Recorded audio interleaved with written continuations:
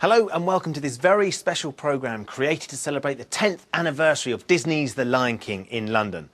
Millions of theatregoers have experienced this award-winning musical, and now you're going to get the opportunity to go behind the scenes of this unique production.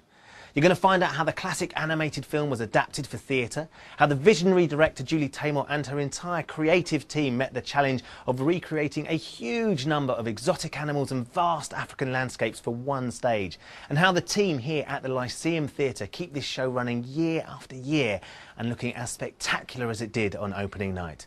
This is The Lion King behind the scenes.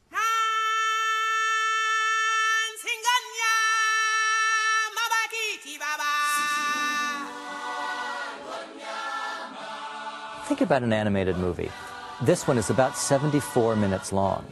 That's less than the first act of the stage show. Remember the scene where Mufasa is walking and little Simba's walking, and his little tiny foot goes in the big footprint of his father. That one image of the little foot in the big footprint tells us everything about father, son, a young boy hoping to one day fill his father's shoes. Well, how would you do that on stage? Adapting it to the stage meant expanding the story.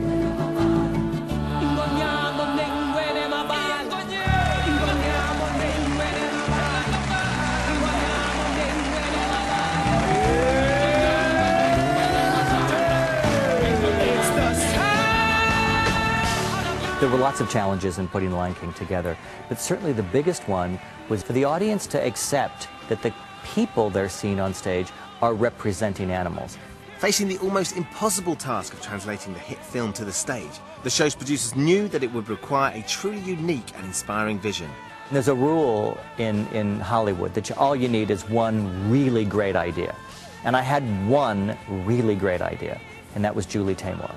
In approaching her first Broadway musical, Julie Taymor had the idea of using an eclectic range of theatrical techniques to retell the story of The Lion King. Known for her innovative work as both a director and a designer, Julie did not simply put the film on stage. She created a theatrical language to tell the story as it had never been told before. The fun part for me was, how do you do a stampede on stage? How do you create the image of the savannah? Because the animated film could do it all. They could create those vast landscapes and the cave of Scar. I love doing that in the theater, finding highly theatrical means to create a naturalistic landscape. I don't need all that fur. I don't need literal paws. Maybe just a tail. You know, just the mask and a tail, and then let the actor suggest it, like the movement of the shoulders moving forward. You get the strength. He doesn't have to be on all fours doing that. Think about Simba. We use shadow puppets, rod puppets, hand puppets, and 2 human actors to play one character in the show. The story, the animal kingdom, the music, all the inspiration for the masks and puppets comes from Africa, and musically South Africa. In the movie, of course, it's beautiful to look at, it's exquisitely animated, and the designs are gorgeous. But what you also have is those fantastic songs by Elton John and Tim Rice, and that beautiful underscore by Hans Zimmer, and the fantastic song choral African material that Lebo M and Mark Mancina shaped. On the stage, we expand all that music. This combination of European Western pop music coming from Elton John mixing with Lebo M's South African tradition and his own composing style. This is something original and fresh and different. After the movie The Lion King was done, we made a record album called Rhythm of the Pride Lands. And it was songs inspired by The Lion King, or taking themes, musical themes of The Lion King, and expanding them out and giving them lyrics. That really gave it something that no one had ever heard before. Without that music, there probably is no essence of The Lion King.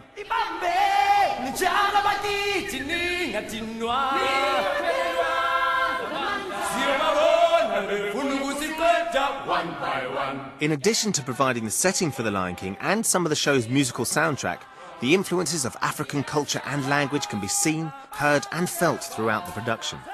5 different African languages are sung in the show, and each production of The Lion King around the world includes singers from South Africa. In addition to giving the show its unique and authentic sound, these performers and their spirits truly embody the heart and soul of The Lion King.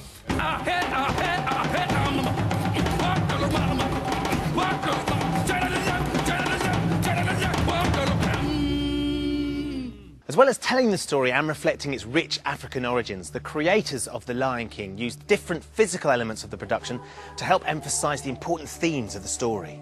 The circle of life is in the designs all through the show. At the beginning of Act 2, there's a circular water hole. Mufasa's mask, it's a circle. When we push the gazelles across the stage on this contraption, you see wheels turning, circles. Throughout The Lion King, which is about the circle of life, we see circles everywhere in the show. At the very base of The Lion King is a fundamental story about responsibility. When we made the movie and when we made the stage show, we talked about this a great deal. The whole thing is actually about Simba facing his responsibilities. The most important theme is about truly believing in who you are and what you can be and aspiring to do your best. And I think what Simba has to go through in order to achieve what he's meant to be with which is his rightful place as king, he has to go through quite a journey. He believes the wrong people. He follows the wrong advice of his evil Uncle Scar. It's only when he reflects on all of this later as a young man that he realizes how to put things right. The story is a classic prodigal son story. The young prince has to go out on a journey into darkness and find himself before he's allowed to come home and take on the mantle of kingship.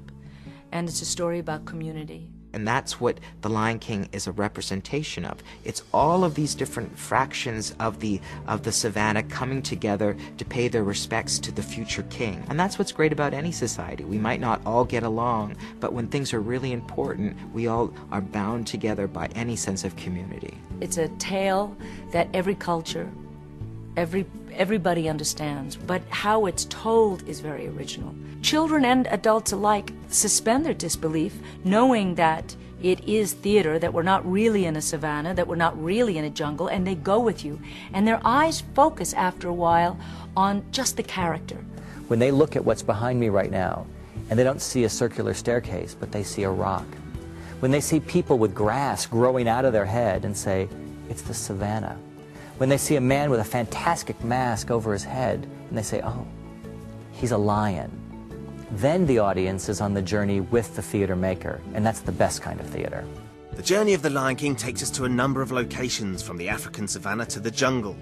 These scenic challenges led the show's creators to employ a number of different theatrical techniques to create The Lion King's world on stage. It's a very relatively simple set, but actually it's an ingenious set in that it's able to create several different environments. You get a great sense that it's not just this tiny box you're looking at, it's the vastness of the great African jungle and the savannah. I talked to Richard Hudson, the set designer, and he said the whole point of theater is it's for the audience to fill in the blanks. You give them a little bit and they see more. If you look behind me right now, you see the cyclorama, which is the back wall, that we can light, and it looks like infinite space. And also look that the floor is tilted, or we call raked. So the floor raking up, going into that big expanse at the back, the cyclorama, creates a sense of almost infinite space for you, as if it goes on and on and on.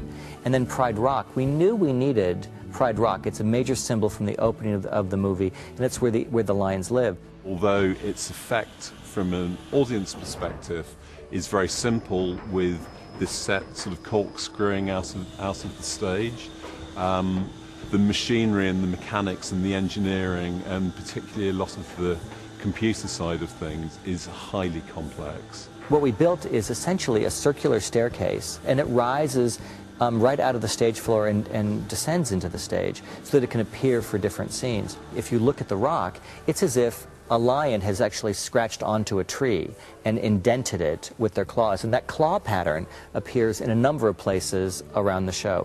So you're constantly reminded it's a show about lions, but also a show in which lions have dominated the entire territory. With The Lion King having to recreate so many different environments, the show's creators knew lighting would play a huge part in realising the story on stage. A challenge not just creatively, but one that would put huge pressure on the technical production team behind the show.